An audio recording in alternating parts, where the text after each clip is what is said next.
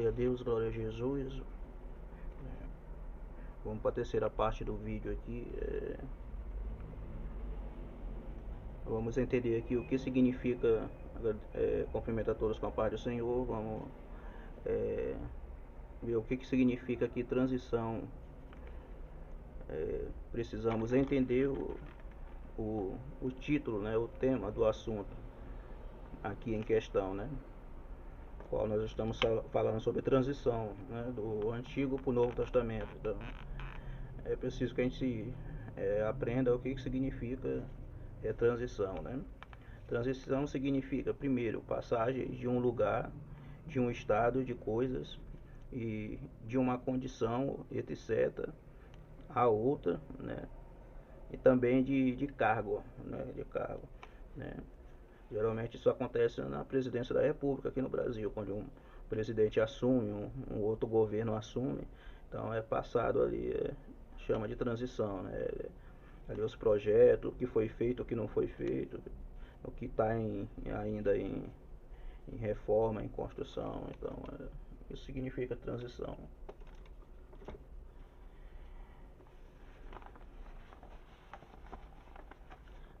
Vamos aqui a terceira parte, Jesus, o sumo sacerdote, né? Mas como, né? Mas como que Jesus é o sumo sacerdote, né?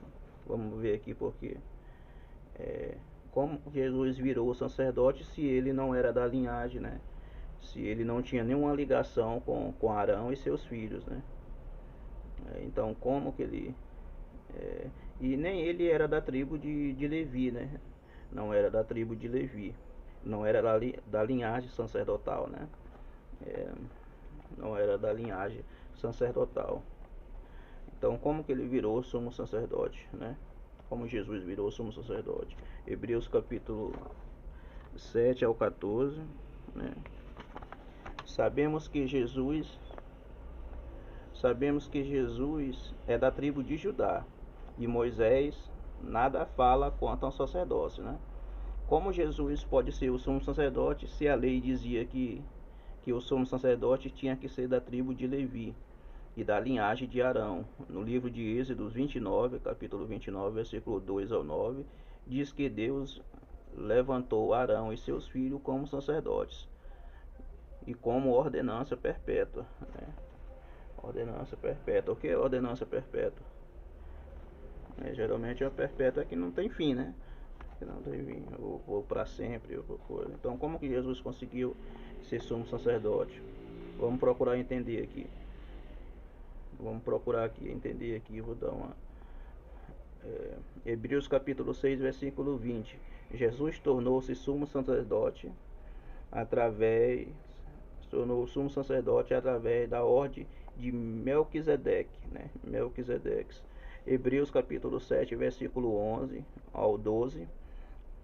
Quando há mudança de sacerdote, é necessário que haja mudança de lei. Então, para haver a mudança sacerdotal, então, como está aqui em Hebreus capítulo 7, versículo 11 ao 12, é necessário também que haja mudança na lei. Então, é necessário que haja a mudança da lei, já que era uma ordenança perpétua. A linhagem de Arão e seus filhos como sacerdote, sumo sacerdote da linhagem da tribo de Levi. Então, como Jesus conseguiu? Através de Melquisedeque, né? E quando há mudança sacerdotal, é necessário que haja mudança também da lei, né? Então, tinha que mudar a lei também, né? Isso é óbvio, né? Claro, né? Não tem como você mudar uma coisa sem mudar as leis, como mudar né, as regras ali, né? E se mesmo assim alguém quiser seguir a velha lei, pode? É uma pergunta aqui. Vou repetir aqui. Se alguém quiser seguir a velha lei, pode? É uma pergunta, né? Vamos ver aqui em Gálatas capítulo 5, versículo 3 ao 6. E se seguir um único mandamento da lei, seja qual for, separa-se de Cristo, cai da graça. Então aqui em Gálatas capítulo 5, versículo 3 ao 6 diz: se seguir se você seguir um único só mandamento da lei, seja qual for, separa-se de Cristo. e cai da graça. Então agora, o que fazer? O que fazer? É uma pergunta, né? O que fazer? Agora pegou, né? Agora pegou, é outra pergunta. Agora pegou. É. Então vou repetir aqui, Gálatas capítulo 5, versículo 3 ao 6, anote aí, vai lá e lê. E se seguir um único mandamento da lei, seja qual for, separa-se de Cristo e cai da graça. É, um único só, tá dando só um exemplo só. Não precisa ser muitos não, é só como a própria lei sacerdotal. Então quando Jesus assumiu o sumo sacerdote, é, o sumo sacerdotal, praticamente ele excluiu os sacerdotes, né? A linhagem de sacerdote excluiu a linhagem que era de Arão e de Levi. Foi excluído quando ele se tornou o sumo sacerdote, porque ele não era da linhagem, né? Ele não fazia parte ele não estava incluído na linhagem sacerdotal, né?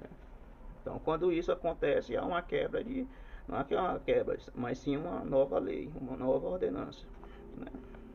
Conclusão. O plano de Deus é salvar o homem em cada época, como podemos ver na linhagem do tempo abaixo. Deus executa as etapas do seu plano da salvação. Na criação, era patriarcal Abraão, né? 2016 anos antes de Cristo, né? Na era mosaica, né? Lei de Deus para os judeus. Era mosaica. Lei de Deus para os judeus. 1500 anos, né? Moisés e Josué. Na época dos juízes, em 1380 antes de Cristo. 1380 anos antes de Cristo, né? E na época dos reis, em 1050 antes de Cristo, na época dos reis. Os profetas, 950 antes de Cristo, né? Antes de Cristo. No silêncio, 400 anos, né? Então a época do silêncio passou o período de 400 anos, né? 400 anos. E depois de Cristo, né? Depois de Jesus, depois da morte de Jesus, depois da sua ressurreição, da sua ida para o céu, né? Depois de Cristo, nascimento e vida de Jesus, nascimento e vida de Jesus, né? Na era cristã, leis de Cristo para cristão. Era cristã, lei de Cristo para cristão. Agora nós estamos na era cristã, que é lei de Cristo para os cristãos. A lei de Cristo para os cristãos, né? Não é mais naquela lei mosaica, né? Que era para os judeus, a lei de Deus para os judeus. Então aqui 330 depois de Cristo, né? 1500 depois de Cristo, 1500 depois de Cristo, né? E 2020 depois de Cristo, né? Que é a era a qual nós estamos, né? E todos nós esperamos, né, a volta de Cristo, a volta de Cristo. Gálatas capítulo 3 e versículo 1 ao 19. Assim os que são da fé são abençoados juntamente com Abraão, homem de fé. Já os que são pela prática da lei estão debaixo da maldição, pois está escrito: maldito todo aquele que não persiste em praticar todas as leis escritas no livro da lei. É evidente que diante de Deus ninguém é justificado pela lei, pois o justo viverá da fé. Cristo nos redimiu da maldição da lei, quando se tornou maldição em nosso lugar, pois está escrito: maldito todo aquele que for pendurado no madeiro. Isso é para que em Cristo Jesus as bênçãos de Abraão chegasse também aos gentios, a nós, né?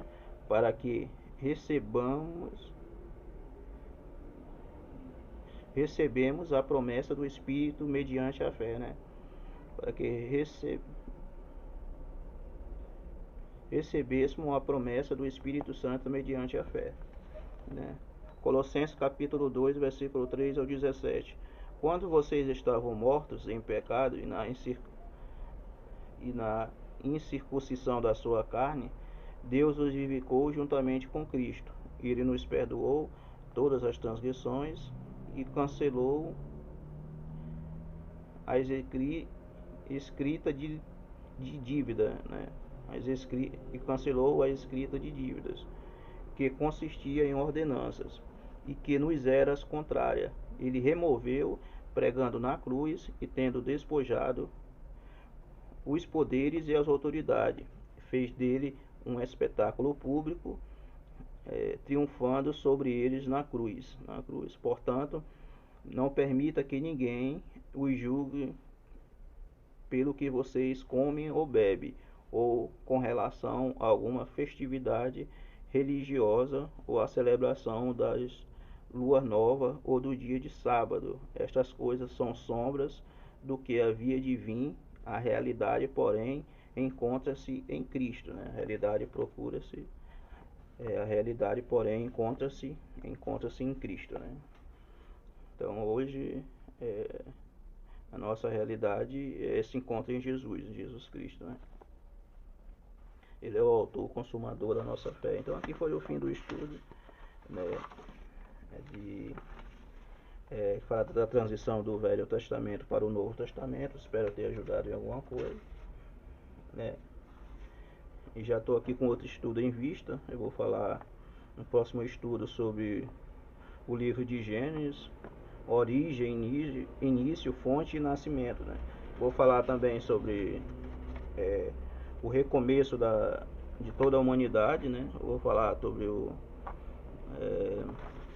sobre a Europa, como que surgiu a Europa, como que surgiu os judeus, como que surgiu, vou falar sobre como surgiu a Europa, os judeus, como surgiu os povos asiáticos,